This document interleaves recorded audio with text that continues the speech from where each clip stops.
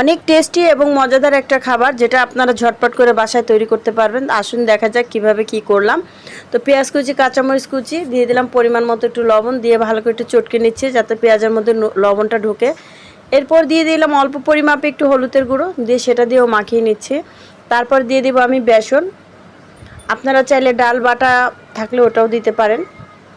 তো বেসনটা দিয়ে একটু ভালো করে মাখিয়ে নিচ্ছি। শর্টকাট করে এই রেসিপিটা করে খেয়ে দেখবেন, খুবই ভালো লাগে। তো দিয়ে দিলাম একটু পরিমাণ মতো পানি। পানিটা দিয়ে একটু চটকে নেব, একটু পাতলা পাতলাই হবে চটকানোটা। তার মধ্যে দিয়ে দিব সরিষার তেল। সরিষার তেল দিলে হয় কি খেতে এর স্বাদটা দ্বিগুণ বেড়ে যায়। চাইলে আপনারা মরিচ টরিচ, বোম্বাই মরিচ এগুলো দিতে পারেন। তো এখানে একটা চুলায় প্যান বসিয়ে দিয়েছি, সেই প্যানটা গরম হয়ে গিয়েছে। এখানে একটু সরিষার তেল দিয়ে এটাকে আমি চামচ দিয়ে সুন্দর করে দিয়ে দিলাম, পাতলা করে দিয়ে দিচ্ছি। তো এরপরই আমার এই চাপটি ভাজাটা হয়ে গেল।